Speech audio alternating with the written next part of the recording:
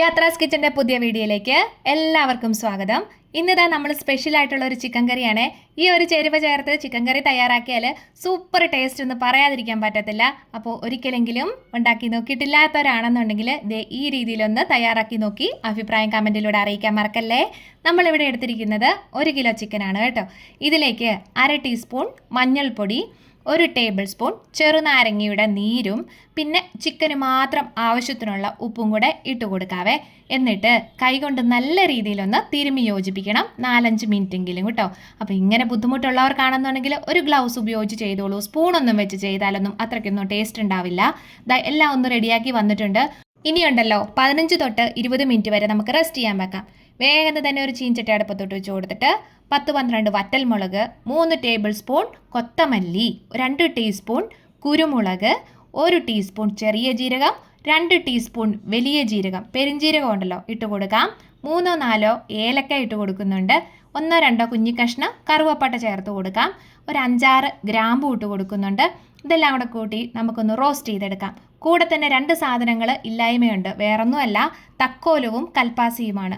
തക്കോലം ഉണ്ടെങ്കിൽ എടുത്തോളൂ 2 എണ്ണം, കൽപ്പാസിയും 2 ചെറിയ കഷ്ണം ഉണ്ടെങ്കിൽ എടുത്തോളൂ കേട്ടോ. എൻ്റെ കയ്യിൽ ഇതില്ലാഞ്ഞ കാരണം ഞാൻ ചേർത്ത് കൊടുത്തിട്ടില്ല. ഏകദേശം എല്ലാം കൂടെ ഒന്ന് റെഡിയായി വന്ന സമയത്ത് നമുക്കൊരു 1/2 കപ്പ് തേങ്ങ ഇവിടെ ചേർത്ത് കൊടുക്കാവേ. 1/4 കപ്പ് തൊട്ട് 1/2 കപ്പ് തേങ്ങ അതിൻ്റെ ആവശ്യമുള്ളൂ. ഇനി ഇതും കൂടെ കൂട്ടി നന്നായിട്ട് ലോ ടു മീഡിയം ഫ്ലെയിമിൽ ഇട്ടിട്ട് വേണം റെഡിയാക്കി എടുക്കാനായിട്ട്. തേങ്ങ ഒരുപാട് അങ്ങ് വറുത്തെടുക്കേണ്ട കാര്യമില്ല. അതിനകത്തെ ആ ഒരു തേങ്ങാപ്പാലൊക്കെ ഒന്ന് വറ്റി വരുന്ന ആ ഒരു സമയമുണ്ടല്ലോ, ചെറിയൊരു ബ്രൗൺ കളറിലേക്ക് തുടങ്ങുന്ന ആ ഒരു സമയത്ത് നമുക്കിത് സ്റ്റൗ ഓഫ് ചെയ്തെടുക്കാവുന്നതാണ്. നന്നായിട്ട് ലോ ടു മീഡിയം ഫ്ലെയിമിലിട്ടിട്ട് മാത്രം വേണം ചെയ്തെടുക്കാൻ. ഹൈ ഫ്ലെയിമിലിട്ടിട്ട് ചെയ്തെടുക്കരുത് കേട്ടോ. നമ്മുടെ തേങ്ങയും ഇപ്പോൾ റെഡിയായി ഒരു ഭാഗമായിട്ട് വന്നിട്ടുണ്ട്. തണുക്കാനായിട്ട് ഇനി നമുക്ക് വെക്കാം. അടുത്തതുണ്ടല്ലോ, ഒരു പാനിലേക്ക് വെളിച്ചെണ്ണ ഒഴിച്ചു കൊടുക്കുന്നുണ്ട്. വെളിച്ചെണ്ണ ഇച്ചിരി കൂടുതലുണ്ടെങ്കിൽ അതായിരിക്കും ടേസ്റ്റ് കൂടുതൽ കിട്ടുന്നത്. എണ്ണയൊന്ന് ചൂടായി വന്നതിന് ശേഷം കടുക് ഇട്ടൊന്നും കൂടെ ഒന്ന് പൊട്ടിച്ചു കൊടുക്കുന്നുണ്ട്. കൂടെ തന്നെ കുറച്ചധികം കറിവേപ്പിലയും കൂടെ ചേർത്ത് കൊടുക്കാം. എന്നിട്ട് നല്ല രീതിയിലൊന്ന് അതിൻ്റെ പച്ചമണം ഒന്ന് മാറ്റിയെടുക്കാം. കറിവേപ്പില ഇത്തിരി കൂടുതലിരിക്കുമെങ്കിൽ സൂപ്പറാണ്. പിന്നെ വേണ്ടത് സവോളയാണ്. സവോള 2-3 സവോള വലിപ്പത്തിനനുസരിച്ച് എടുക്കാവുന്നതാണ്. ഒത്തിരി അങ്ങ് കൂടിപ്പോകണ്ട. നീളത്തിൽ കനം കുറച്ചിട്ടാണ് അരിഞ്ഞെടുത്തിരിക്കുന്നത്. അതിലേക്ക് അതൊന്ന് വഴന്ന് വരാൻ പാകത്തിന് മാത്രമുള്ള ഒരു നുള്ളു ഉപ്പും കൂടെ ചേർത്ത് കൊടുക്കുന്നുണ്ട്. എന്നിട്ട് നന്നായിട്ടൊന്ന് വഴറ്റിയെടുക്കാവുന്നതാണ്. പിന്നെ സവോളയ്ക്ക് പകരം 1 കപ്പ് കൊച്ചുള്ളി പൊളിച്ചതുണ്ടെങ്കിൽ അത് ഈ ഒരു സമയത്ത് ഇട്ട് കൊടുത്തിരുന്നാലും മതി. അതിനാണ് ടേസ്റ്റ് കൂടുതൽ വരിക. എൻ്റെ കയ്യിൽ കൊച്ചുള്ളി ഇല്ലാഞ്ഞ കാരണമാണ് സവോള ഞാൻ ചേർത്ത് കൊടുത്തിരുന്നത്. ലോ ടു മീഡിയം ഫ്ലെയിമിലിട്ടിട്ട് നന്നായിട്ട് ഇത്തിരി സമയം എടുക്കുന്നുള്ളൂ. കണ്ടിന്യൂസ് ആയിട്ട് ഇളക്കി കൊടുക്കേണ്ട കാര്യമില്ല കേട്ടോ. അങ്ങനെ സവോളയുടെ കളറൊക്കെ ഒന്ന് മാറി അതിൻ്റെ അകത്ത് വെള്ളമൊക്കെ ഒന്ന് ഊറി വന്ന് ഒന്ന് റെഡിയായി വന്നിട്ടുണ്ട്. ഇനി ഇതിലേക്ക് 2 ടേബിൾ സ്പൂൺ ഇഞ്ചി വെളുത്തുള്ളി ചതച്ചെടുത്തിരിക്കുന്നതാണ്. ചതച്ച് തന്നെ എടുക്കണം. അതും കൂടി ഇട്ടിട്ട് നമുക്കൊന്ന് വഴറ്റിയെടുക്കാം. ലേശ സമയം എടുക്കുന്നുള്ളൂ, കാരണം ഓരോന്നായിട്ടിട്ടാണ് നമ്മൾ വഴറ്റിയെടുക്കുന്നത്. അതുകൊണ്ട് തന്നെ പക്ഷേ ടേസ്റ്റ് എന്ന് പറയുന്നത് ഇരട്ടിയാണ് കേട്ടോ. പിന്നെ വേണ്ടത് 2 തക്കാളി നീളത്തിൽ അരിഞ്ഞെടുത്തിരിക്കുന്നതാണ്. കുഞ്ഞു തക്കാളിയായിരുന്നേ. വലിയ തക്കാളി കിട്ടുകയാണെന്നുണ്ടെങ്കിൽ 1 ചേർത്തിരുന്നാലും മതിയാവും കേട്ടോ. അതും കൂടെ നല്ല വെന്ത് ഉടഞ്ഞു വരുന്ന ഒരു പാകം ഉണ്ടല്ലോ, അതുവരെ വേണം നല്ല രീതിയിലൊന്ന് വഴറ്റി കൊടുക്കാനായിട്ട്. അത് പറഞ്ഞ പോലെ തന്നെ ഒത്തിരി അങ്ങോട്ട് കണ്ടിന്യൂസ് ആയിട്ട് ഇളക്കി കൊടുക്കേണ്ട കാര്യമില്ല. പിന്നെ എന്ന് വെച്ചിട്ടുണ്ടെങ്കിൽ അതിൻ്റെ അകത്തെ വെള്ളമൊക്കെ ഊറി അത് നല്ല പാകമായിട്ട് വരും കേട്ടോ. നമ്മുടെ തക്കാളിയൊക്കെ നന്നായിട്ടൊന്ന് റെഡിയായി വന്നിട്ടുണ്ട്. ആ ഒരു സമയത്ത് നമ്മളിവിടെ റെഡിയാക്കി വെച്ചിരുന്ന ചിക്കൻ എല്ലാം കൂടെ അതിലേക്ക് നമുക്ക് ഇട്ട് കൊടുത്തിട്ട് നല്ല രീതിയിലൊന്ന് വഴറ്റി കൊടുക്കണം. ഒരു 5 തൊട്ട് 7 മിനിറ്റ് വരെ നമുക്ക് വേണം ഇതൊന്ന് ചെയ്തെടുക്കാനായിട്ട്. മൂടി വെച്ചില്ലെങ്കിലും കുഴപ്പമില്ല, ഇനി മൂടി വെച്ചിരുന്നാലും കുഴപ്പമൊന്നുമില്ല. നല്ല രീതിയിലൊന്ന് വഴറ്റി കൊടുത്തതിന് ശേഷം കേട്ടോ. ആ ചിക്കൻ്റെ അകത്തെ വെള്ളമൊക്കെ ഒന്ന് ചെറുതായിട്ട് ഊറി വരികയല്ലേ, ആ ഒരു കണക്കാണ്.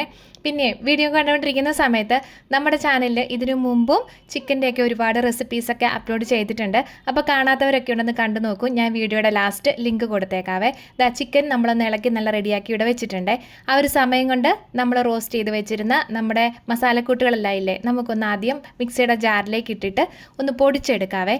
അന്നേരം വെള്ളം ഒന്നും ആദ്യം ചേർത്ത് കൊടുക്കരുത്. പിന്നെ നല്ല രീതിയിൽ തണുത്തതിന് ശേഷം വേണം താനും ഇതുപോലെ ചെയ്തെടുക്കാൻ കേട്ടോ. പൊടിച്ചതിന് ശേഷമാണ് നമ്മൾ കുറച്ച് വെള്ളം ഒഴിച്ചിട്ട് നല്ല വെണ്ണ പോലെ ഒന്ന് അരച്ചെടുക്കുന്നത്. ആദ്യം തന്നെ നമ്മൾ വെള്ളം ഒഴിച്ചിട്ട് അരച്ചെടുക്കുകയാണെന്നുണ്ടെങ്കിൽ അരവ് നല്ല പാകത്തിന് ചിലപ്പോൾ കിട്ടണമെന്നില്ല. അതുകൊണ്ടാണ് പൊടിച്ചിട്ട് അരച്ചെടുക്കുന്നത് കേട്ടോ. എങ്ങനെ വേണമെങ്കിലും കുഴപ്പമില്ല, നിങ്ങളുടെ സൗകര്യത്തിനനുസരിച്ച് ചെയ്തെടുക്കാവുന്നതാണ്. ഇപ്പം നല്ല പേസ്റ്റ് പോലെ നന്നായിട്ടൊന്ന് അരച്ചെടുത്തിട്ടുണ്ട്. ഇനിയിപ്പോൾ നമ്മുടെ ചിക്കൻ്റെ അകത്തെ ആ ഒരു വെള്ളമൊക്കെ ചെറുതായിട്ട് ഇത് കണ്ടോ ഊറി ഇറങ്ങി വന്നിട്ടുണ്ടായിരുന്നു. ഇനിയിപ്പോൾ ചെറുതായിട്ട് നമുക്കൊന്ന് ഇളക്കി കൊടുത്തതിന് ശേഷം നമ്മുടെ അരപ്പെല്ലാം കൂടെ അതിലേക്ക് ചേർത്ത് കൊടുക്കുന്നുണ്ട് കേട്ടോ. അരപ്പ് ചേർത്ത് കൊടുത്തതിന് ശേഷം ഒരു ലേശം വെള്ളം കൂടെ നമുക്ക് ഒഴിച്ചു കൊടുക്കാം. അതായത് 1 തൊട്ട് 1.5 കപ്പ് വരെ വെള്ളം ഒഴിച്ച് കൊടുക്കാവുന്നതാണ് നോർമലി. പിന്നെ നിങ്ങൾക്ക് എത്രത്തോളം ഗ്രേവി വേണമെങ്കിൽ ചേർത്ത് കൊടുക്കാം. ചിക്കൻ്റെ വെള്ളം ഒരു കണക്കുണ്ടാവില്ല, ചില ചിക്കന് നല്ല രീതിയിൽ വെള്ളം ഇറങ്ങി വരും. അപ്പോൾ അതൊക്കെ നോക്കിയിട്ട് വേണം ഗ്രേവിക്ക് ആവശ്യത്തിനുള്ള വെള്ളം കൂടെ ചേർത്ത് കൊടുക്കാനായിട്ട്. ഇപ്പോഴേ എല്ലാം കൂടെ ഒന്ന് യോജിപ്പിച്ചിട്ട് നമ്മളൊന്ന് മൂടി വെച്ച് കൊടുത്തിട്ടുണ്ട്. ഹൈ ഫ്ലെയിമിലായിരുന്നു ഇട്ടിരുന്നത്. ഈ സമയത്ത് ഒരു 2-3 മിനിറ്റ് കഴിഞ്ഞപ്പോൾ നല്ല രീതിയിലൊന്ന് തിളയൊക്കെ വന്നല്ലോ. ആ ഒരു സമയം നമ്മൾ ഒന്നുകൂടെ ചെറുതായിട്ടൊന്ന് തവി വെച്ചിട്ട് സൈഡിൽ കൂടെ മാത്രം ഒന്ന് ഇളക്കിയിട്ട് കൊടുത്തിട്ട് പിന്നെ ഒന്നുകൂടെ മൂടി വെക്കുന്നുണ്ട്. ഇപ്പം നമുക്കൊരു മീഡിയം ഫ്ലെയിമിലിട്ടിട്ട് ചെയ്തെടുത്തിരുന്നാലും മതിയാവും. ഇപ്പോൾ നമ്മുടെ ചിക്കൻ ഏകദേശമൊക്കെ ഒന്ന് വെന്ത് പരുവായിട്ട് വന്നിട്ടുണ്ട്. ആ ഒരു സമയത്ത് നമ്മളൊന്നുകൂടെ ഒന്നുകൂടെ ഒന്ന് ഇളക്കിയൊക്കെ കൊടുക്കുന്നുണ്ട്. പിന്നെ ഗ്രേവി നോക്കുക, കൂടുതലാണെന്നുണ്ടെങ്കിൽ നമുക്ക് തുറന്ന് വെച്ച് തന്നെ വറ്റിച്ച് ശകലം എടുക്കാവുന്നതാണ്.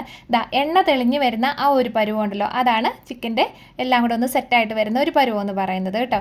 അങ്ങനെ നമ്മുടെ കറക്റ്റ് പാകത്തിനുള്ള ഗ്രേവിയും എല്ലാം നല്ല റെഡി ആയിട്ട് തന്നെ കിട്ടിയിട്ടുണ്ടായിരുന്നേ.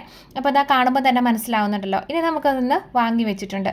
ഈ ഒരു സമയത്ത് കറിവേപ്പിലയാണ് ഞാനിവിടെ ചേർത്ത് കൊടുത്തിരിക്കുന്നത്. നിങ്ങളുടെ കയ്യിൽ മല്ലിയില ഇഷ്ടമാണെന്നുണ്ടെങ്കിൽ ചേർത്ത് കൊടുക്കാം, ഇല്ലെങ്കിൽ കറിവേപ്പില തന്നെ ചേർത്ത് കൊടുത്തിരുന്നാലും മതിയാവും. സൂപ്പർ ടേസ്റ്റി ആയിട്ടുള്ള ചിക്കൻ കറിയാണ്. ട്രൈ ചെയ്ത് നോക്കണേ.